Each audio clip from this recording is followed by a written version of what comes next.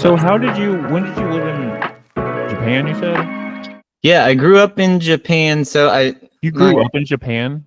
yeah, more or less. So the way That's insane. kind of wild. Yeah, so I grew up until Where were you born? I was born in Atlanta, Georgia, Okay. and I grew up until I was 13 or 14 on a cattle farm in Kentucky. And then at that age, I moved to Kobe, Japan. Um, my parents, my dad and my stepmom, were sort of like manufacturing engineers, and they were together on like the project to make all the iPhone glass in the world. So they are based out of this little tiny factory in middle of nowhere, Kentucky, which is where the iPhone glass is manufactured. They moved over there to Japan to be centrally located, like China, Taiwan, South Korea, Japan. There were plants, and so they would scale the operation or whatever. So yeah, I was there from 13 or 14 all the way until I was 18. Dang. And I went to like a European school. Do you have like friends that you still talk to from there? Yeah, I was texting with one of my buddies today, actually. I'm still in like a group chat with a bunch of the guys from my grade in high school. And then, yeah, I talked to some people here and there. I have a buddy who lives in Edinburgh, and he just kind of does music. His dad wrote Slumdog Millionaire, the book. Wow. So it's like this really strange, just collision of random people in my life, but the ones who have stuck around, I'm still really good friends with. Do they have a football team? So I've never gone to a school that had a football team or football games or anything. No. Wait, for real? And you're from the South? That's crazy. Yeah, man.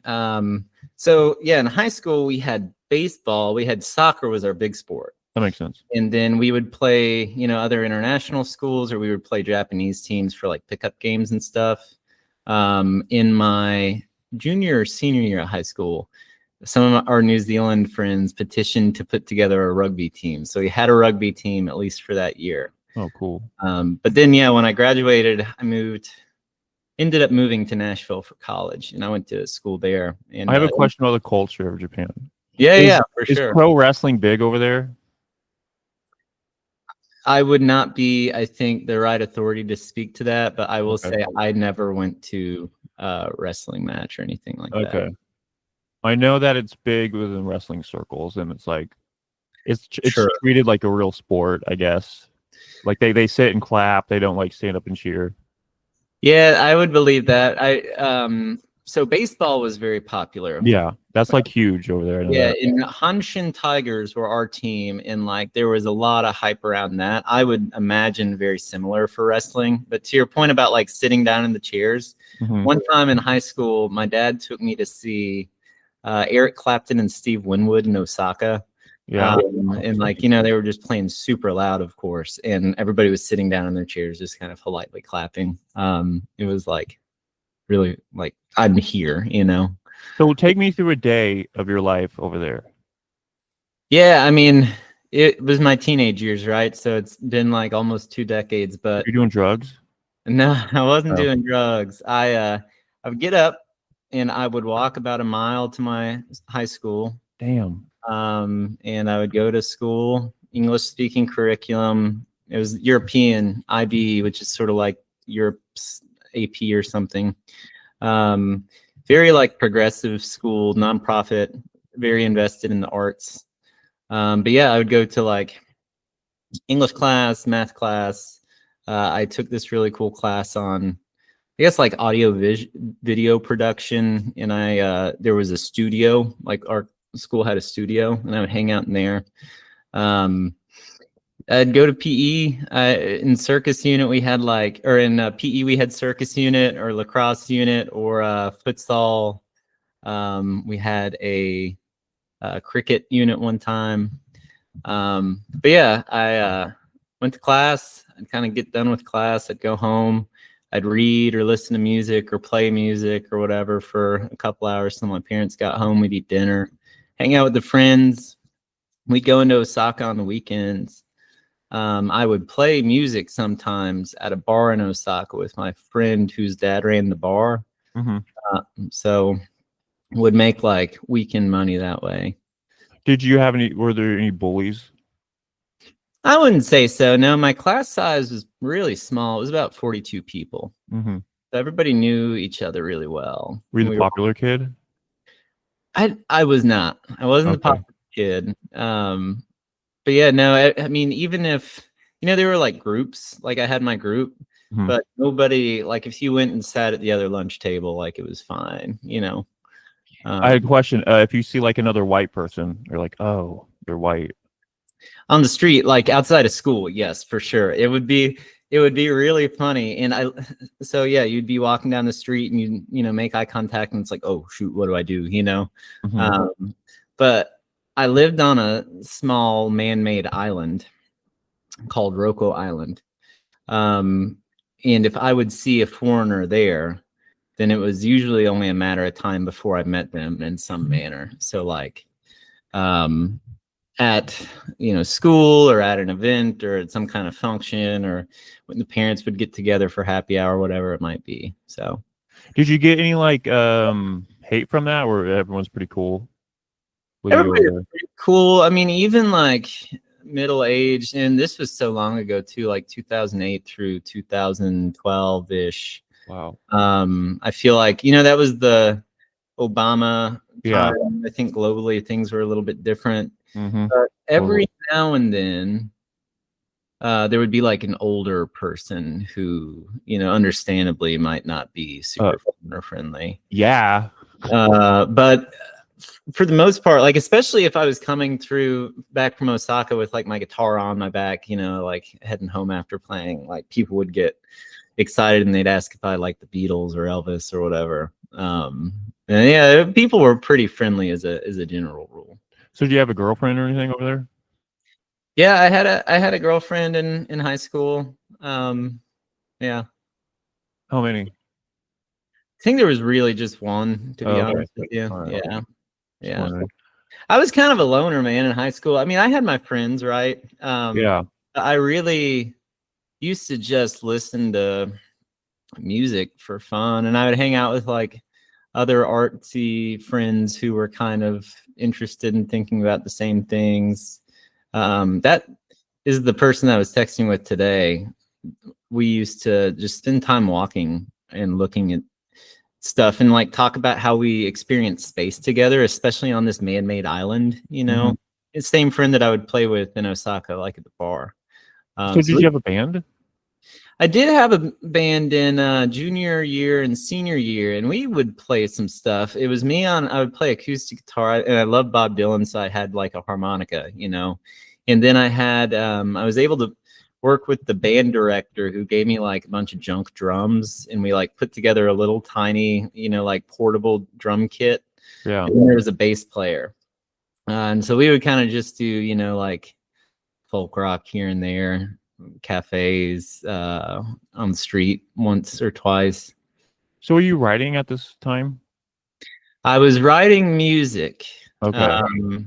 I wasn't writing. I mean, I did write. I was always writing. You know what I mean? But I don't think I pursued it in the same sort of way that I do now. I like wrote Tumblr stuff. Yeah. Yeah. A lot of people that come on here, they come from the Tumblr days. It's interesting though that you grow up in Japan, but you write a book that's like a Western. Yeah, and I think it's like, so. I mean, yeah, it's funny because I had to. I think all my life I have sort of like tried to reconcile the sort of differences, right? Because like cattle farming Kentucky to like the fifth most populous city in Japan, I believe. Um, and it's like that's so distinct. But I'll tell you what was even weirder was like coming back from Japan specifically to go. Like I went to Nashville, but before Nashville, I worked in rural Kentucky at a factory for that summer before college started. And I think that was really the really strange part. But when I was in Japan, so when I got introduced to like, because I was listening to Bob Dylan and stuff when I was 14, 15. But then I found like Wilco, and it was like this blend of like avant-garde or like not avant-garde, but like sound and noise, ambient kind of stuff like on Yankee Hotel, Foxtrot, but also like so distinctly Americana, like country fried Radiohead.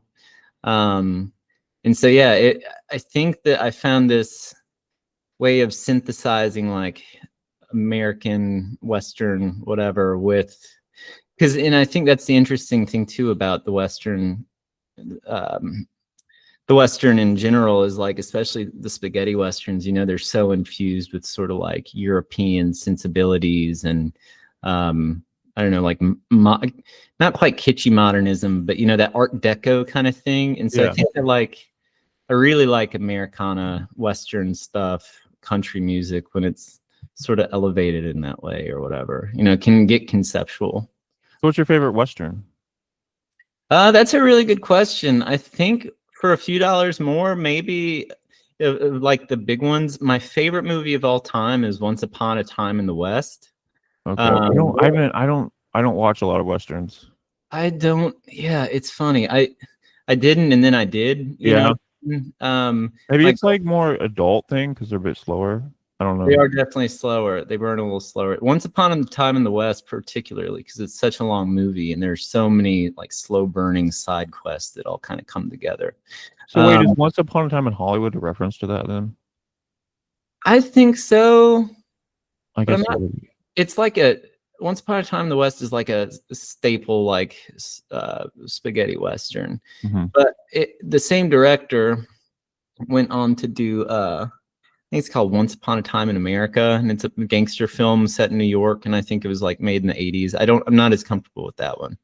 But I think that like, yeah, Once Upon a Time in Hollywood must be. I don't know. I haven't looked it up, but I've thought the same thing. Have you seen the movie? It's called like Bring Me the Head of Someone. I have not. Okay, I think it's like a Western, but it's set in like Mexico, but it's not in the West. It's like a city, but it's pretty violent. It's pretty crazy. Interesting. That sounds good. One thing I do like about Westerns is that they do open up like, because it's essentially just a template, right? And would you write one? Would I write a Western? Yeah, based off your book. Like a movie? Yeah, I mean, maybe. Yeah, it could be fun. I don't know. I like the vision of West Texas. Like visually. Do you prefer novels? What's that? You prefer novels? Yeah, I've never really written movies. Mm-hmm. You know, it's not. What about a music video? Music video could be cool. Yeah.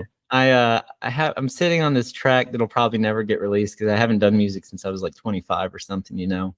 So wait, you came back from Japan, you do Nashville. When do you start the band and everything? So yeah, that's a good question. So I'd never really stopped playing music. I stopped for a little while because I got to Nashville. Okay. Mumford & Sons is very popular in America. And I was coming from Japan. My friends were really listening to a lot of like just straight pop music. They were really into things like Avicii and stuff like that. Oh yeah. And independently sort of, you know, I like, I'm very aware of, I sound a little bit different, you know what I mean? I've got this accent. So I was listening to like, yeah, Wilco, Bob Dylan, kind of getting into Radiohead a little bit, stuff like that.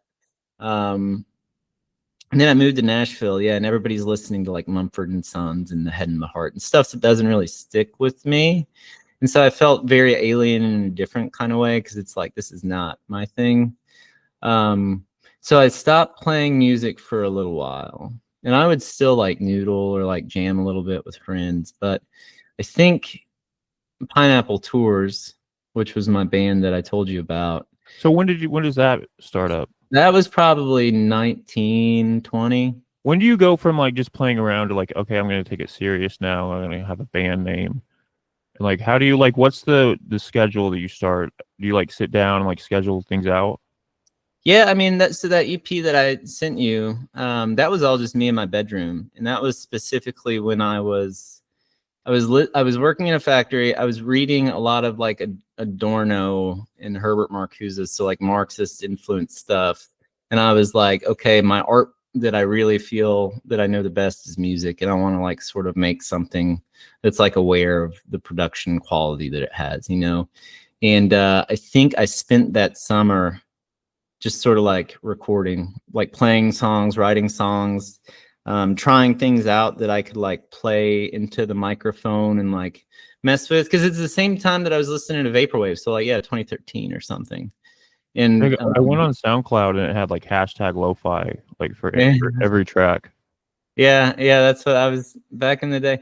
Yeah, I mean that was what I was doing. I wanted to make like lo-fi rock or like vapor rock or something. That's really in the moment though. Like, that's when it just like was starting out, I feel like. Yeah, it was doing it. And then yeah, and sometimes I feel bad being like, yeah, I got into Macintosh Plus in like 2013, 2014, and somebody will be like, oh man, that's after it was already, it popped off. I'm like, yeah, whatever, man. I don't know. To me it felt new and different and cool, Yeah. But yeah, no, that was it was fun. I still felt very the world felt like a different place then, Oh especially yeah. online. 100%. Yeah. So how far did you go? Like when do you stop? And is like do you feel like your dream died or anything? Or you got burnt out? That's a good question. No, so I put out that first thing, and then I started playing live with the band sort of accidentally. But it happened. It worked out. It was some of my friends. What we really liked about it was like none of us were. I went to a music school, right? And none of us were like the big music guys on campus, but of course we all played music, and Wait, so are there big music guys on a music school? yeah, I mean, it was right, like it was the early 20 teens, so I feel like there were definitely people posting all the time about their new EP on Facebook or Instagram or whatever. Do any of those people go on to like be in like successful bands? Yeah, I know a number of people that I went to college with who are definitely, like doing it for a living, and if not in the performance side, then in the writing side or in the production side. Okay.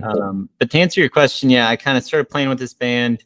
I ended up putting things on pause, moved to Texas for a while, moved back to Nashville. We started playing again, but it kind of just naturally fizzled out. I feel like we lost that momentum. Does the music school have a football team? The music school does not have a football team either. No. That'd be funny. Yeah, never been to a football game. What's the extracurricular for like a music school? That's a good question. I mean, we had like lots of practice rooms and stuff around campus, so we were all just there trying to play music, meet people, try and pop off in our different ways. Does anyone go and just not play ever, and like they're kind of like you look down on them? No, I don't know. I mean, at the time, right in the head of like an 18, 19-year-old artist, I'm sure there was some. But yeah, no. So my school is called Belmont University. It was in Nashville. It's a top 5 music school. I think it has one of the first or second best music business programs in the country. What is that? You're right, exactly. I think they like to keep it that way. But it's just like bachelor's of business administration for the music industry. I don't know. But anyway, so it's like, well, no, but then the other things that it does well, or there's a big nursing program, and then there's a big just general business school. So I think that there were definitely, some of those people on campus for sure. Any like nurse rock bands? Nurse rock? Yeah. That'd be really funny. One of the craziest things that ever happened to me in that school was I went to the nursing program for like some kind of extra credit thing. I was like, the music school has a nursing program? Yeah, the music school has a nursing program. Okay. Yeah. Anyway, I sat Why? for extra credit in I don't know. Nashville's like a big healthcare town, I know. But like, why would if you're going to a music school specifically for music, why do they have a nursing? That's odd. Yeah, I don't make the decisions, you know. Okay. Yeah. So like, does anyone like go there and then they find out they want to be a nurse and they just go in that program? I would imagine so, man. I know that I made all kinds of changes and stuff when I was, college age. True. I changed my major so many times. I went in to study music business. That's how they got me. And then after maybe half a semester, I changed to like accounting or something dumb. And then I just have like normal degrees. Yeah, they just had perfectly normal degrees. I was really good friends with the guy who studied. He was a double major in, I think it was like applied mathematics and economics, and he just got his PhD. Yeah, so like normal degrees, music school. It was just a general liberal arts college that specialized in music, I think. So. Okay, so it's not specifically just music, and then it wasn't like a conservatory. Okay. Yeah. All right. No. Okay, so when does the Pineapple Tours start? I guess we already went into that. Yeah, 1920. Okay, so when does it end? Yeah, it ends pretty much like I moved back from Texas and we played around a lot. I was bartending at that point. I made a little bit more music, played a little bit more, and just kind of organically people started, getting jobs or getting married, moving away, and that was the end of that. Did you hate when they got married? No, It's gonna end soon. no, I mean I could feel the writing on the wall, but I don't know. I was already at that point I was no longer as interested in making music. So when do you become a photographer? That one I was always pretty interested in photography. I think like in high school, I really wanted to get into photography and I wasn't allowed to have an iPhone. I had a shitty Japanese flip phone, and with like a charm on it. But I thought your parents made the glass for the iPhone. Man, again, I don't make the decisions. So wait, oh, they did, and they really? That's crazy. Yeah, but anyway, so what do they have against iPhones? I don't know. I think they were too expensive. Okay, they don't get a deal. They don't get a discount. That's fucked up, dude. Well, I was a first child too. I wasn't allowed to watch SpongeBob. I wasn't allowed to have an iPhone. I wasn't. And now my brother and sister, are allowed to do all of it. But hey, you have your own fucking novel, so it probably worked out with that. That's true. Yeah. Just that pinup rage. That's right. Yeah. But yeah, I got into photography when I moved back. I got an iPhone, and I was like, "Oh, this is something I can play with a little bit." And then I got a camera, and started to think about things as like a photographer might. Bought photo books and read a little bit. Yeah. So would you just go out with your camera and like take pictures and stuff? Pretty much, man. Yeah, that's exactly what I do. Does that feel alien at first? It's different, and it forces now, and it's different now too, right? Because like somebody at that age today, is surrounded by people who are taking photos all the time, and they're taking photos, and but it's not like a professional camera and stuff. Yeah, I know, but yeah, that's a good point. That's a good point. It's all photography, though, in some sense, a photograph's a photograph. But yeah, no, it felt alien at that time, at that age, I think. I met some friends through it, and we would go around and shoot and just sort of walk for, an hour, 2, 3 hours and just talk. And that was a really fun way to get to know somebody. A really fun way too to understand how do they look at things when they're thinking about taking a picture. Or I really miss being that age in some way where there was all this freedom and you could just meet people and spend that kind of time on something like that, getting to know them in a more intimate way. Did you collaborate a lot in that way? Yeah, I mean, in that sense, I think like I would spend time with people and we would take pictures together and sort of exchange photos. And, then you never know, you get invited to a party and meet other people or find out 2 people are friends that you like. And then it starts a scene or whatever. Did you sell any of your photos or did you make any zines? I've made photo zines more recently. Yeah, at the time I thought about selling. I had a friend who sold to video game companies for like textures and backgrounds. He sold he sold textures to video game companies? Yeah, he would take photos, really textured sort of background photos, and sell them to video game developers. And he would make some money. Badass. Yeah, it was cool. It was something I always wanted to do, but there was like, I would say when I moved to Texas until I was about 25. So from 22 until 25, 26, I was not really thinking about any of this stuff, art, music. That was just sort of like a pause. I took a pause. Did you ever consider painting? Yeah, I mean, I would love to paint. I think painting would be so fun, but there's only so much time. It's so hard to get good at one thing. Yeah. Did you ever do you ever get into something and then like back out? Yeah, plenty of times I'd say. I don't know. Any significant times that like led to like a life lesson that you have an anecdote of? I think, yeah, I mean, probably the biggest life lesson for me was when I was doing, music was going fairly well in Nashville before I moved to Texas. If I'd stuck around and kept playing the strengths and kept meeting people and things like that. There was something in my head that I needed to go, somewhere where I knew no one. And when you're just building momentum, that doesn't help, And so sort of went to Texas, Austin, with a girl I was dating at the time. We ran out of money in Austin. That's the only reason why we, settled. And I knew a couple people. But yeah, I just, had a really hard time replicating any of the same sort of music scene or community or, because I hadn't lived there for 5 years. And it takes a while to build a community too. It really does. Yeah. And I was too stubborn or too young or whatever to sort of think about that before I made the move really irrationally. But yeah, I think, and then I moved back home, and about a year later, things had kind of fallen apart, and it never was the same.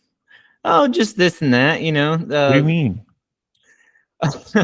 Well, I wrote a book about it called Lo Siento. Okay. And it's kind of about that. No, I don't know. I went through, that was an unlucky chapter in my life that I also kind of I set myself up for failure in a lot of ways. What do you mean? Well, I moved into an RV with the girl I was dating at the time. So we lived in this RV. I got a dishwasher job in downtown Austin, and just was kind of like partying too much. And You're partying? Oh, cool.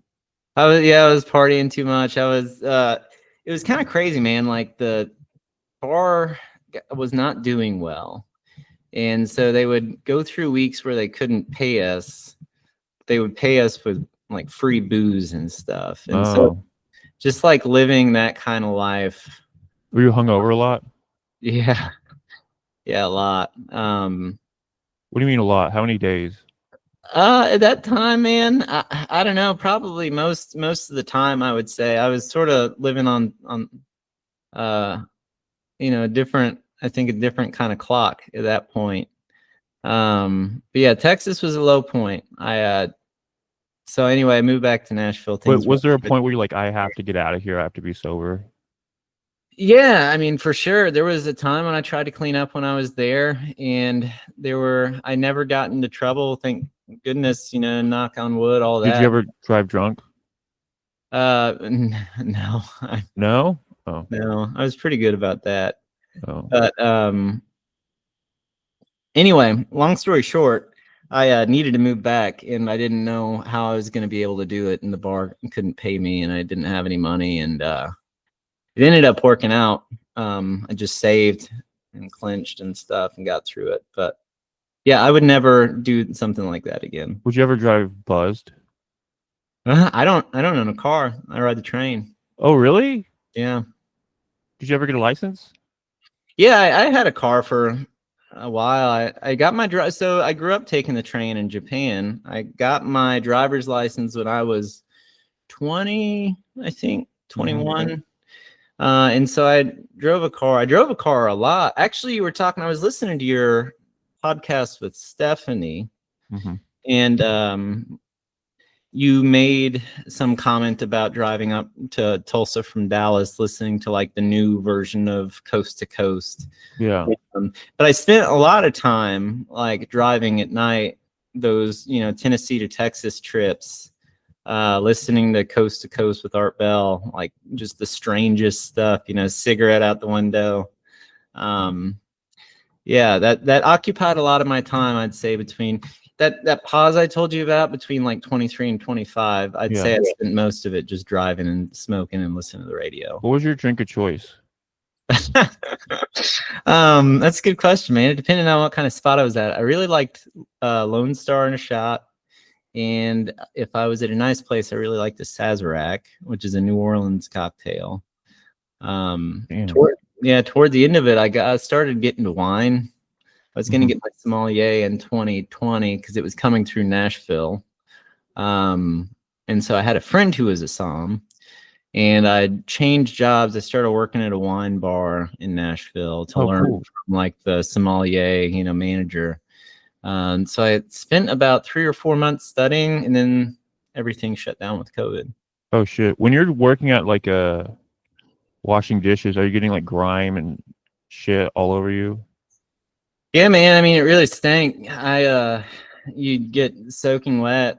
When I first showed up, I remember there was this dude who had to show me how to wash dishes, and he wore like a trash bag bib kind of thing. And You know, are you like talking and stuff while you're doing it, or do you like focus on the dishwashing? Dishwashing was so it was kind of the chillest job I've ever had in a way, because you kind of just plug in, put in your music. We, yeah, I mean, I'm not a like pot smoker, just doesn't agree with me, but like, yeah, people get stoned and like plug in the music and, I and can it see was that. pretty much that chill. Yeah. The only part that sucked was like if you had to run dishes out to the floor, take out the headphones, like be on your best behavior. But I saw when I was in Austin, when I was washing dishes, I went to see a comedian, and like it was, one comedian at a bar or whatever, and they were telling jokes with a bunch of other people that night, line up. And there was a guy talking about training someone to wash dishes at like TGI Fridays. And he said that, finally, the job on when he was training got so bad enough that this guy he was training like just broke down and screamed. And the guy telling the joke was like, that's how I knew his training was complete. And that's very much what it felt like. Yeah, it was every day was sort of chill, but it was like, man, is this really just sort of what I'm doing? You know what I They mean? gotta break you, yeah. Yeah. Yeah. So while you're doing the RV stuff, are you writing? Are you aspiring? Like when's the breaking point for you? Yeah. I mean, I was in what do you mean the breaking point? From the RV that you have to move. Yeah. So I actually got kicked out by this. I don't know if he was a sheriff, but somebody was calling and making complaints. And my girlfriend at the time, my ex-girlfriend, she moved out of the RV. So it was just like me living in this RV that we had lived in together alone, which was like the most depressing version of living in a place that you lived with a partner, Mhm. But I think there was this guy named Brian who was some sort of officer, and he came over 2 or 3 times. And finally, the third time, he kicked me out. What do they complain about?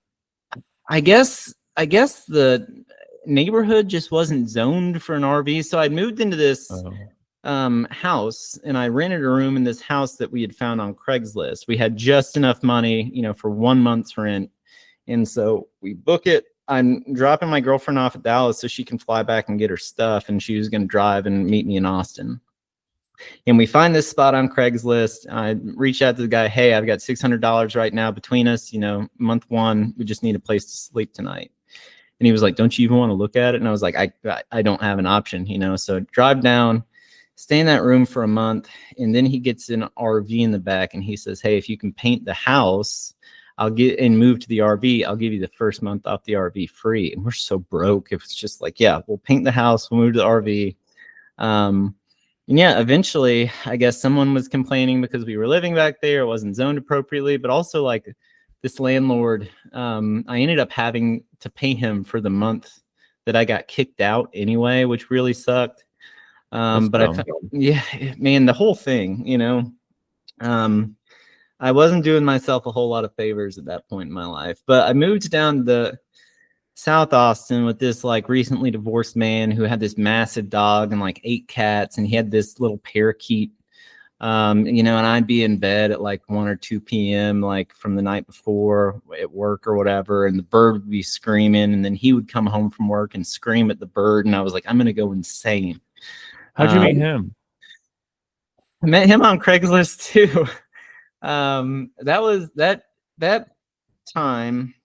I lived with him for about 3 months. That was a marked change, I would say, in my life, and it was very hopeful for me. My car broke down, and he helped me fix it. He was dating someone who just passed away last year, I saw, but they were older, and she was a very nice woman, and they would take me to this open mic spot, just like a little dive bar where like older middle-aged folks are playing songs that they'd written. Maybe they just started songwriting. But I would say until this all kind of happened, I was a lot more, I'd just come from this liberal arts school where everybody was sort of an Instagram musician. I had a much different outlook on art. Yeah. And I had studied one of my majors was philosophy, and I was really into like conceptual art. But I think meeting these two people, living with them and like the animals, having just gone through like one of the most difficult times of my life at that point, and going out and seeing these sort of older people just teach themselves how to write songs and how to engage with art, was really, really like inspiring and sort of refreshing. And it came at a time that I think I needed it. That if something else had come that had not been a positive influence like that, it could have been very bad. You know what I Did you mean? ever give them notes on their playing? No, I mean, we were all just sort of there to, would say if I really liked something, I'd tell somebody that. On your first day meeting him, what was that like? He kind of, I mean, on the one hand, I knew I had to be out of the RV, so I didn't have the luxury of time. But I had met a lot of strange people on Craigslist, and I met him. And his place smelled like, he had a big dog and 7 cats and a bird, and it was like a strange, but at the same time, I could tell it was pretty peaceful and probably a good place to lay low for a little while and figure some stuff out. And so he gave me a tour and he took me in, and yeah, the rest is sort of history, Have you had any bad experiences meeting people over Craigslist? Yeah, I would never do it again. Why not? All I your don't know. experiences are good. Most of my experiences are good. I ended up doing sort of similar thing in Nashville when I moved back, and it got me on my feet. I would say, I would not be against it in any way. I mean, we were talking earlier about the world is just such a different place, so you never know what's on the other side. So I'd be probably more skeptical. Mm-hmm. I will say, even then, though, I was running into a lot of like fraudulent Craigslist postings, like, we're going on vacation for 3 months and need somebody to stay here. This is how much you pay us. This is where it is. Like, even posting fake pictures. That was something I ran into a lot. Did you ever like fall for those? I think at first I was interested, but when they started asking for money, like, I think, I had sense enough not to do that. I think the strangest probably experience I ever had was like a little suburb north of Austin, and it was a polycule, and they were like, we're very poly, and I was like, yeah, that's fine, whatever. But I went, and like the door that they brought me through was like almost built into like underground, and so they brought me in, and like it was very dungeon feeling, and it was a very like a Reddit kind of dude sitting on this couch, and like the women were like feeding him grapes. And I was like underground, and I'd gone through this tunnel to get there, and I was like, what the hell is going on? You know what I mean? And so that was probably the weirdest. Wait, what happened after that? After you run into that guy? Um, kind of took a tour of the spot, Okay. and yeah, I was like, oh yeah, it's very nice. I'll think about it. And it was a very long drive back to Austin. And I sent them an email, I think, or something, was like, hey, thanks for showing me. I don't think this is quite what I'm looking for. Just enough stuff didn't line up. It feels like you've lived a Western. Well, that's kind of what. So my car broke down, and I remember like I was sitting at the bar with my buddy Steve, and the guy who I told you sold photos to video games. I'd met him on a trip to New York. He hit me up on the internet one time, was like, do you want to go do a photo shoot in New York? I was like, yeah, sure. I was thinking about going to New York anyway. Just randomly rented an Airbnb with this dude. Would never do that now. I was 21. We ended up becoming like best friends. But anyway, things really go to hell in Texas. And Do you wish you had that like naivete still? yeah, I mean, I do and I don't. It very I got to live all kinds of crazy stories Yeah. and crazy things, but You ever think your life will ever get that crazy again? I think that's something that I've given up with age. I like things to be a little bit lower key now. I had to learn how to like exercise and biking and taking Yeah. care of myself. But yeah, anyway, just we were sitting at the bar one day in Texas, and he was like, "Oh man, it's like you've been through a Western since you moved here." And that's where the idea came from. Anyway, Oh, for real? yeah. Oh, badass. And so you get the idea, and then you start writing it right away. I had worked on, so I know I sent you the PDF. Have you gotten the chance to read any of it? I skimmed a little bit. Okay, no worries. But There's a bridge and there's a serif. yeah. There are lots of different characters. I think I started writing one of the characters there, but I mainly like just needed to focus on getting sort of things straightened out. So I did that, and then yeah, I like a couple of years later I picked up what I had started and started putting it together. But I don't think at any point I was like, okay, now I'm going to write a book, I saw one of your first pieces though was like on Jake magazine. Yeah, that was a long time ago. So how do you find them? How do you find this community of people? The Jake magazine, like the online lit folks. Well, I guess if you were following Emma, you must have some semblance of a community. Yeah, so I told you for a little while in college, I would work in this factory, and for a while, for a couple of years, I would go back over summer, work in the factory. But there was a town called Lexington, Kentucky, and when I would get paid, I would go to Lexington. It was about 45 minutes away from my parents' house, and they had this really sick independent bookstore called Squeshel Media, and I remember just because I was interested in like Schopenhauer and like Kierkegaard and like Kafka, you know what I mean? Like very 19th century sorts of. But I'll never forget, I walked into this store one day and I saw on the bottom shelf Richard Yates by Tao Lin in just like that incredibly evocative cover. And I was like looking through the back. They had a lot of Tao Lin stuff, but that one just stuck with me.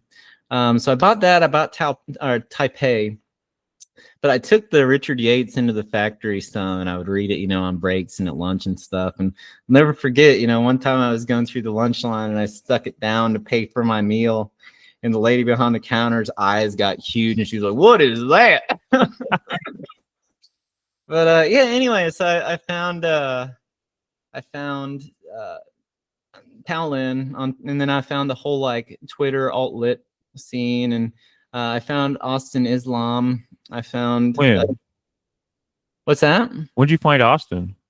I found him right around the same time. I think, I don't know, it was just this community that all of a sudden, like I thought it was so cool. Like, all these people that I'm reading are dead guys, and then I log on and it's like, whoa, there are, lots of people still doing this right now, like really cool. And what I think specifically too, what I thought was really sick was, outside of the academy, outside of like conventional literary publishing industry, it was like almost like indie rock for writing. And I was like, that is so sick.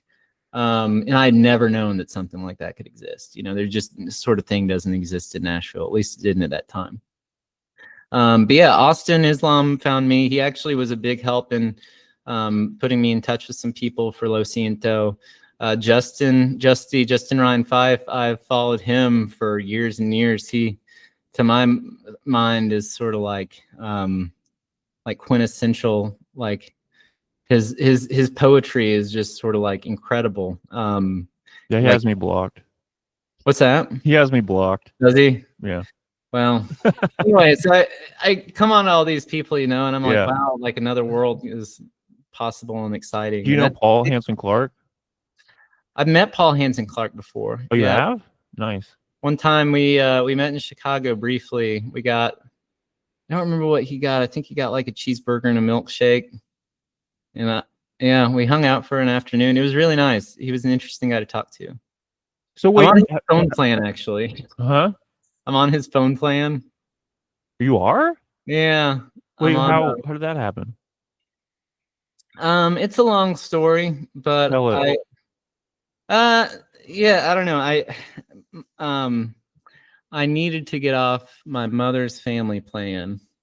And anyway, I just so happened that, I think Paul had said, "Hey, if you want to join my visible plan, it's like $30 a month." And I was like, "Bet." It was right when I moved to Chicago, and my mom was unable to get me like login information so I could, just change my number over to this new carrier. So I ended up having to get like an all new cell phone number at like 28. So I'd had, an American phone number since I was 18 that suddenly changed.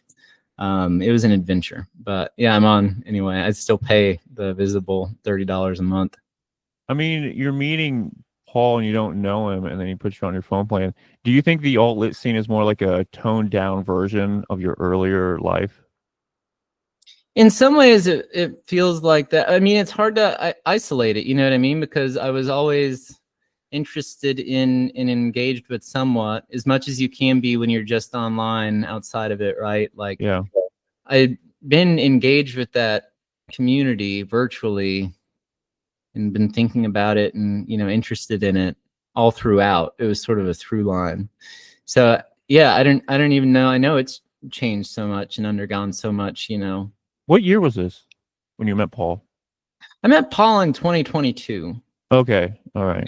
Maybe it was 23. I just moved to Chicago. I think I'd been here for like a month, and he asked me like where we should meet, and I was like, there's fried chicken place I can like, Did you meet anyone else? No, not Okay. really. Yeah, What about, did you meet Austin? I've not met Austin before. We send each other voice memos. He loves to send voice memos. Yeah, he's a really solid dude. I'm interested in his journey with his faith and stuff. I find that very interesting. Yeah. And so we'll talk about that. Are you a big religious guy? Yeah, I mean, I would say so. Okay. Especially, I had a pretty intense experience in a storm, like right before the pandemic.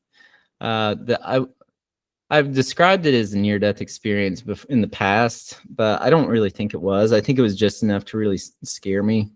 But yeah, I don't know. I think after that, I became very grateful for life, and I don't know if I would call it necessarily religious, but there's a lot of parallel with that with the people in the alt lit community. Like at some point in time, a lot of the people that have stayed with it at some point, they kind of have I don't know, like not religious, but a spiritual experience where they maybe get into religion or maybe they don't, but they start being more grateful for life. Yeah.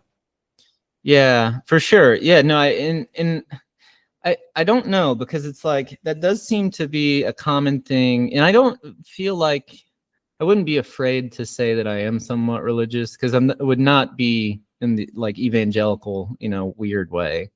But knowing that so many the online literary folks kind of know something close to what I'm talking about, like that, honestly inspired. Yeah. What happened in the storm? Yeah, the storm was really crazy. It came out of nowhere. Kind of somebody that was in the building like passed away while we were all there because of. Wait, for real? Yeah, like debris, but like other stuff happened too. Like we were down underneath the tables, and like the storm went right over us, and like water was pouring in through like speakers and vents. We like stepped outside. That's fucking scary. Yeah, it was insane. But we stepped outside, and like 10 feet away, there was a concrete like cinder block building that the storm had just completely cut in half, and you could like throw a rock inside it. And it was right, like if two bodies had laid down, they would have been able to touch. Holy shit. And so it was just like destruction. And anyway, we sat around waiting for the EMT to come. I don't want to get too into the details or anything, but is it bad? It was pretty insane, man. I mean, it leveled a lot in Nashville.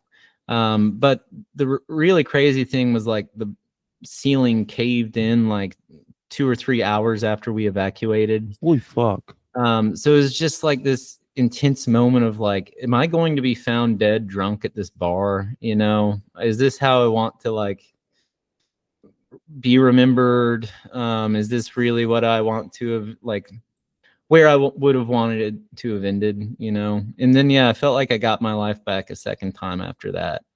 And I'd be fucking religious too. it was just sort of like a I get to choose how I want to be. I get to be smarter about how I want to live after that. So when do you send the story to Jake magazine? Jake Mag, that's a funny one, man. So that one was in 2022, I think. It was right after I had sort of decided, okay, well, what do I want to do? I thought about going to grad school. And then some of my friends who had gone after we finished college were just starting to finish their PhDs then, and they weren't super stoked about the job market they were entering. So anyway, I ended up like kind of ruling out grad school, and I was like, well, maybe I just want to write. Where would you have gone to grad school for, and why? Yeah, so I was pretty much a double major. I was like a physics class away from being a double major in philosophy and economics. Wow. I ended up getting an economics degree with one general education credit away from the philosophy piece. But I would have wanted to do something really interdisciplinary.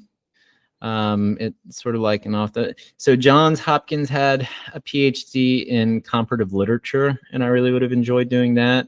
Then I also would have really enjoyed, I think, doing like economics at the New School in New York. So you never thought about going like MFA? I think I considered it right around the same time, like 2020, 21. But no, it was not like a path that I necessarily saw myself taking. I would rather be reading more theory and like writing fiction than workshopping all the time, Yeah. That makes sense. But yeah, the Jake story I sent when I decided, well, I can just write, and not go to school. But they published a very different version than I realized I had sent them. And I saw like on publication day that they had gotten like a different version. And Did they edit it like differently? No, I think I thought that I had sent them the most up-to-date sort of saved version. Yeah. And I hadn't. I'd sent them several drafts ago. But I talked with the editor, and he was like, well, it's been released, it's kind of out there, that's a story now, it belongs to everybody. And for a while that bugged me, because I think the final version at the time I liked it more. But anyway, I'm kind of stoked. I don't know, what'd you think about the story? I didn't read it. Oh, okay. I skimmed it, sorry. That's all right. I did see, I watched some of your videos on YouTube. You look like you're like directing mini vlogs that like turn into a fiction story. Oh yeah, that was something I did for a while. Yeah. But those like hardcore, like you must have sat down, wrote scripts out, and then filmed yourself. And like you're not using like iPhones, you're like using professional like cameras. Oh, those, yeah. Well, I was promoting or trying to the last Pineapple Tours record for that, and so yeah, it was something. I feel like, do you remember like before the pandemic when Instagram would tell you you're all caught up? Mm-hmm. And so I think I was like still interested in that kind of content until like it was just reels all the time, So yeah, I did have fun doing the video stuff. I did video stuff here and there before that too, but yeah. That was something that I did for a little while. Because a lot of it was like something about material substance. Yeah, material substance. Well, I was reading Marx's Capital again at that time, and I was like thinking through, because I told you that sort of Pineapple Tours started as like this project while I was working in the factory, while I was reading Adorno and stuff. And for the last record, because I kind of knew that was going to be my last like Pineapple Tours thing, I was like, it'd be fun to just make this, like similarly to the way I started it and get into that kind of thing. Yeah. So material. So you seem like you read a lot of philosophy, and then are you like putting that into your fiction, and that's why you want to write fiction? Like why a novel? Why not short stories? Why not poetry? What like brings you to the novel format? Yeah, the novel was something, I think, like I was motivated when I went to Texas. I always wanted to write a novel, but I write short stories too. I'm working on a collection next. I think that's what I want to do. I'm sitting on 2 or 3 right now that just polish up a little bit, and I think they're pretty ready to submit. I don't know. The thing about Lo Siento is it felt like the subject matter was, following 4 or 5 character perspectives and knew that if it was a longer work, it'd be sort of more space to sort of get philosophical with it, particularly because it was a Western. So yeah, that one felt right. And I do want to write another novel about like quantum computing or something. Nice. Have you ever thought about writing essays based off your life? Yeah, I've done it. I've thought about it. I don't know. Essays, I don't know if I have anything interesting to say in an essay. You know? Literally have lived the most interesting life probably of anyone on the podcast.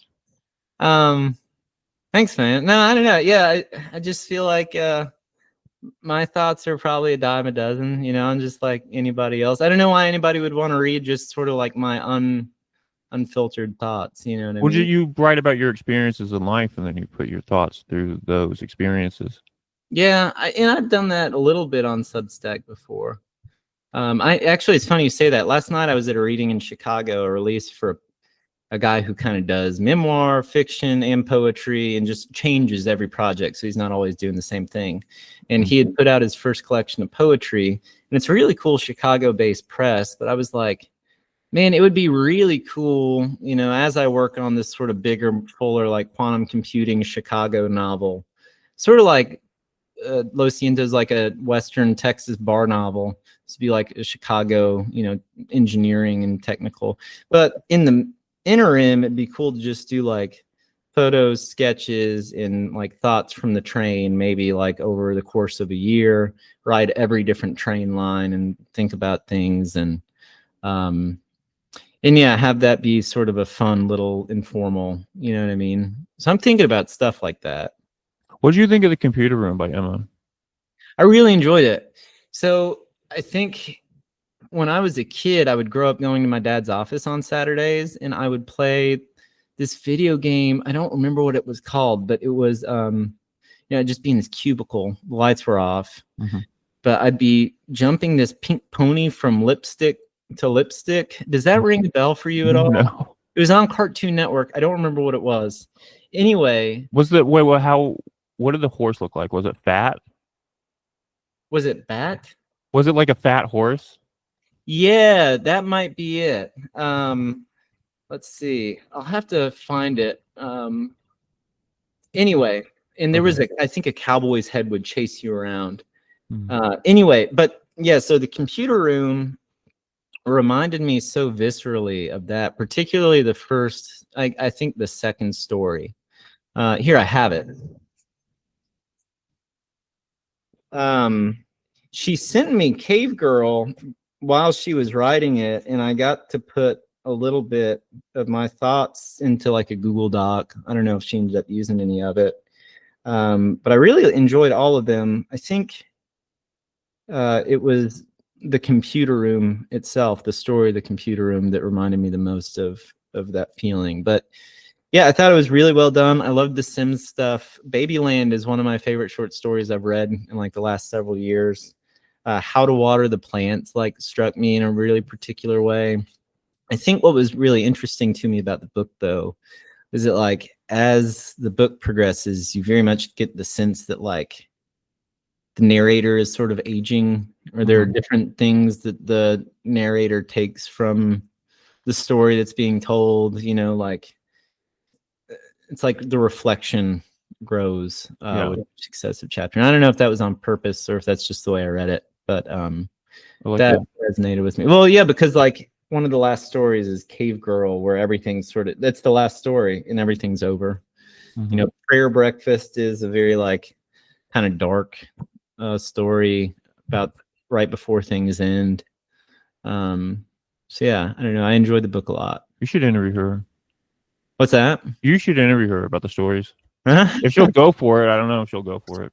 Yeah, it could be cool. Well, I'm excited to read with her and Clint in Asheville. Yeah, I don't know. I like her. Have you been to Asheville before? I've never been to Asheville. It's always on the list, but I'm excited to go see it. Are you gonna play any music? I probably won't play any music in Asheville. You should. You should bring your guitar. That'd be fun. I don't know if it's that kind of trip. It's a very music place. I believe it. Yeah, I mean, it seems to me kind of very similar to Nashville without the like LAification that sort of happened in Nashville. But I've never been, so I don't know. Wait, Nashville has an LFA-fication. It's been sort of like LAified, like very Instagram driven. Oh, Yeah, that's a big reason why I left. Just the high rises, tall and skinny, Instagram murals everywhere. do you think Paul Hanson Clark could have like a parrot, like on his shoulder? I could see that. Hmm. I'd dig it. Yeah, that would be cool. Have you ever had a parrot, other than the parrot that guy had? Have I ever had a parrot? Yeah. I have not had a parrot. No. Did you want to kill the parrot? Yeah. Well, it was a parakeet. It was this little parakeet. Parakeet. I Sorry. couldn't stand it. No, when I was a kid, I wanted a parrot. I always thought it'd be cool to have one. But yeah, the parakeet, man, that thing sucked. It was so loud. Have you been in any fights? I have managed to not get into any fights. That's impressive. Yeah. Any beefs in the rock world?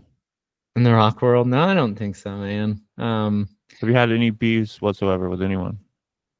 I think, yeah, I mean, there are probably people who don't like me, I know for a fact that there is at least one person who has me blocked on Twitter. Who?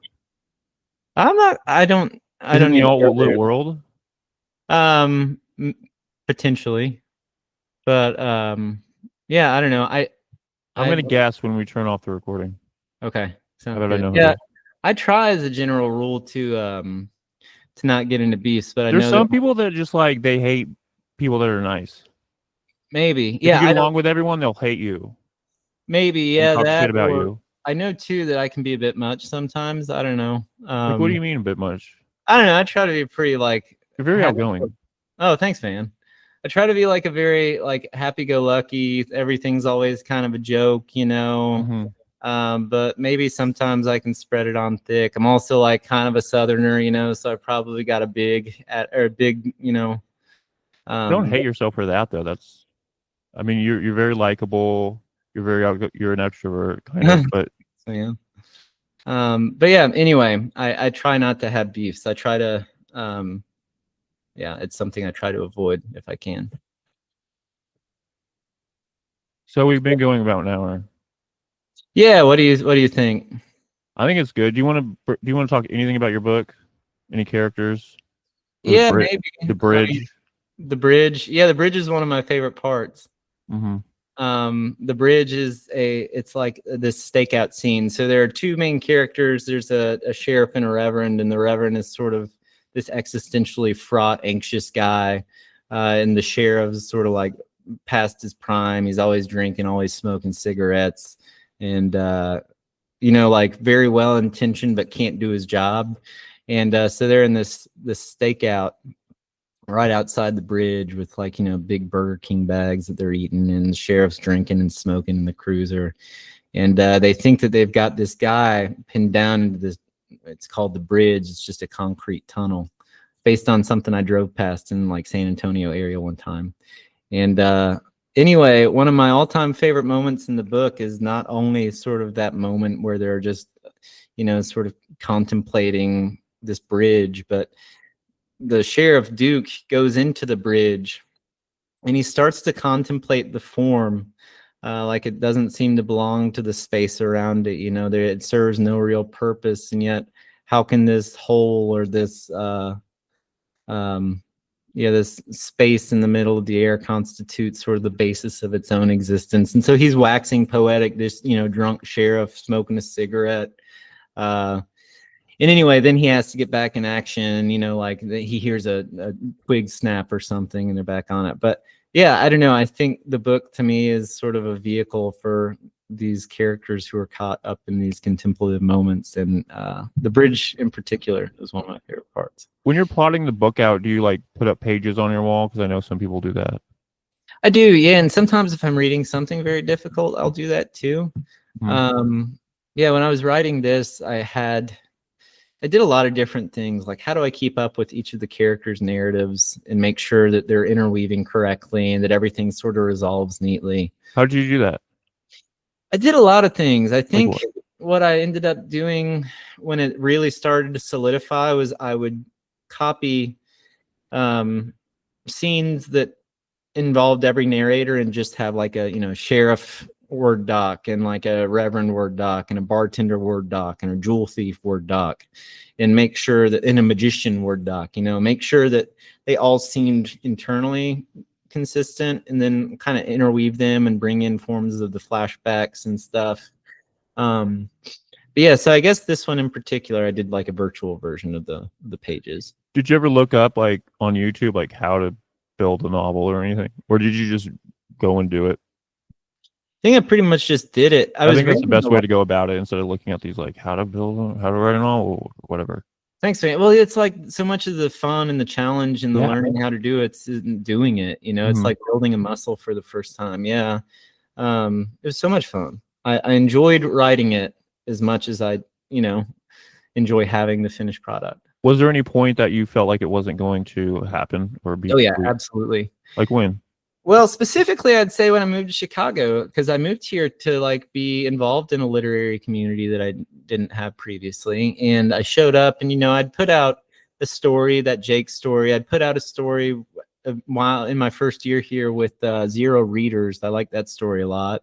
But like I didn't really have like a big body of work. And I had this novel that I was working on. But yeah, at that point, being a new guy in a literary community, and it's like, yeah, I've got a novel that isn't finished yet. Then like I knew just enough people here to like meet more people who might help me, and it ended up doing it, right? But like until I got there, I definitely had lots and lots of doubts. Have you ever talked to Sebastian? Because he's like a philosophy guy too, kind of. Castillo? Yeah. I took, he does those reading clubs, and I signed up for one last year where he did Spinoza. Mm-hmm.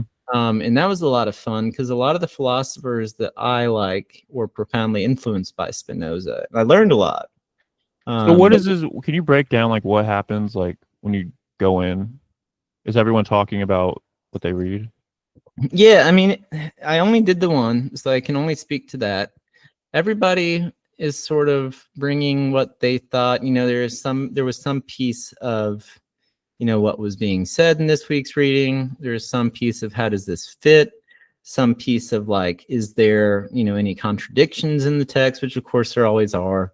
I tend to try and, so my sort of the way that I read things is philosophy is very similar to fiction. It all comes through the form of language, and it's all stuff that somebody thought up, So I always try to read even the driest philosophical text as sort of a literary text.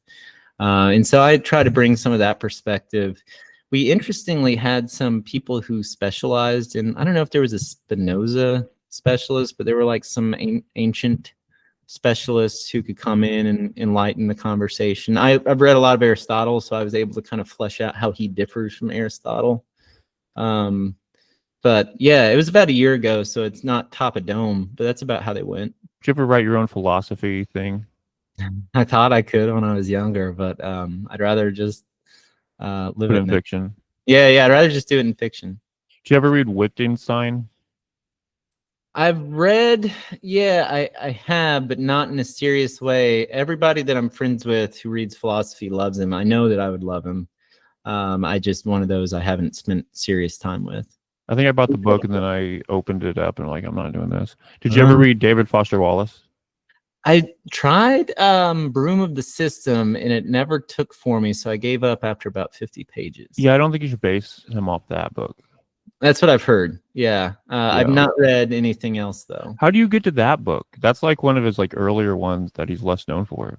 My last roommate in Nashville told me that I would really like that one, but I was also very interested in the idea of a caged bird accidentally becoming a cult religious leader. Mm-hmm. And I was like, yeah, that sounds like something I should get into. What do you think about Infinite Jest? Would you try that? I would probably try it. Yeah, I don't have any reason not to. I love Thomas Pynchon, for example, you know what I mean? So I feel like it's in a similar kind of vein. Like I won't shy away from the dude philosophy or the dude texts, you know what I mean? That doesn't bother me necessarily. And I'm not scared of length because I've read all these, like Brothers Karamazov. Mm-hmm. Would you ever start your own book club? I used to kind of have one here, and we are on hiatus right now just as we all kind of finish up some particularly busy chapters of our own lives. But yeah, I think The last book we read was Sontag's On Photography. We had That read, one's good. that's a really good one. We'd read previously, we did Don Quixote and Kierkegaard's Either Or at the same time, and that was a really rewarding You read pairing. 2 big books at the same time. Yeah, and before that, we read Dostoevsky's. I actually have a Substack essay about this, so I do some essaying. But and then we'd read Karamazov, and I think it was a different Kierkegaard once. And then we read Proust, Swann's Way, with the French existentialist philosopher Merleau-Ponty. But yeah, so we're trying to do stuff like that, but obviously doing multiple books at the same time can be a little bit, I think, limiting for getting other people involved. I do like that though, because it opens up the conversation a little bit more. Yeah, totally. And I like reading different forms of, you know what I mean? Because Yeah. see how they engage with one another. I read, this was an interesting one. I read, this one is on my own. Aristotle's De Anima, which is on the soul, with Flannery O'Connor's Wise Blood, I think. And that one was particularly fascinating because it was like a 21st century work paired with like a whatever 280 BC, whenever it was, work, and there were still so many converging themes. Yeah, so I'm into stuff like that. Do you try to reach a page count every day? I used to. I don't think there's any way that I can realistically do that now. Okay. Like, what was the page count? So when we do the book club again, I will probably be holding myself to a page count, just so when we meet, we've all read the same. But I think like anywhere from 25 pages to 50 pages. I'm not one of those like 100-page animals. Mm-hmm. Some people are just machines and can do that. Yeah. But yeah, on a good day, I'll read like 20 to 30 pages, maybe. Is it easier to read philosophy or fiction, or is it pretty much just as difficult? I think it can be a challenge. When you're starting out, you probably enjoy it, so you probably go through it pretty. Yeah, I mean, philosophy is, you open up a book of bad fiction and like that's really hard. Yeah, that is. It's very hard. But like, yeah, I think good fiction flows so much more naturally, and it's like buttery, almost good fiction. But like philosophy, I feel like particularly, I have this thought that like philosophy in writing, like the text, the practices which the text makes you take on, often mirror the concepts that the writer is writing about. So Aristotle writing about patience, for example, like you have to sort of build patience by practicing it as you read it. Mm-hmm. And so that's a really rewarding way. When I could trick my mind into thinking that way about some of the drier, more old stuff, that became a lot more not entertaining, but like fun and rewarding. It's just like a different sort of discipline of reading than I would feel than when I opened, Flannery O'Connor or whatever. So is the book club in person or online? We have 3 people right now, very small book club. We're thinking about adding a 4th. 2 of us live here. One friend lives in Vermont. He's thinking about maybe moving to Chicago eventually. But yeah, for purposes of meeting and stuff, we do Google Meets. You do Google Meets? Yep. Oh, cool. Is that like, do you put it out there on the internet for people to come join, or is it just you guys? It's just us right now. I mean, I think we're interested in getting other people on board, and we know that we've got to make it as welcoming as possible, right? And I know that doing the pairing, that's why we just read Susan Sontag's On Photography last time. Just get it down to 1. But I think we need to make sure that we feel really good about sort of how we're approaching people. And then 2, I think we want to make sure that anybody who does is really interested and committed and open to the challenge of like, because we're thinking about it as like a replacement for grad school. Neither of us got to do that. And now that you have like a fiction book, you can like ask people to pay, That's, I guess I could. Yeah, I guess. Have you thought about asking Sebastian to join it? I'd be interested. Yeah, I don't know. I know We're making episodes or recording them. Yeah, I'd be interested in that. I know he's much more established, so I don't know if he would have time to do it with me, But yeah, I'd be super interested in whatever you had to say. If you wanted to come along for the ride, would be very down. Would you ever do like alt lit books? Um, No. yeah, no, sorry, it took me a second to. I saw your Yeah, face. You're like, no way. No. No, I'd be super down to. Yeah, absolutely. I think, like alt lit accesses all kinds of stuff. Really good alt lit that you don't find in any other home. So yeah, I think absolutely I'd be down for that. Like what? What book?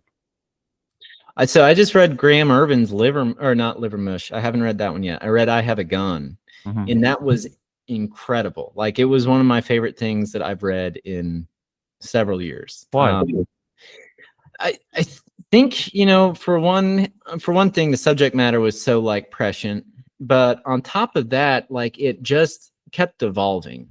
Like, I went into it thinking what kind of book it was going to be, and for the first couple of pages, I was like, oh, it's a book of poems about, but then like it finds slips in itself for ways that it can like open up the window and evolve, and it keeps changing itself and pulling itself through itself. And I was, so I'm really excited. I get to read with Graham in Philly, and he's actually going to come here to Chicago to read at our chili cook-off event. And so I read that book in preparation, but like as I was reading, and I was like, oh hell yeah, this is awesome. So that one was really cool. I'd be down to read something like that. I mean, I'd be down to read The Computer Room. You know what I mean? Do that. Yeah. Yeah. I Love her think book. totally. Yeah. If it's right, it's right.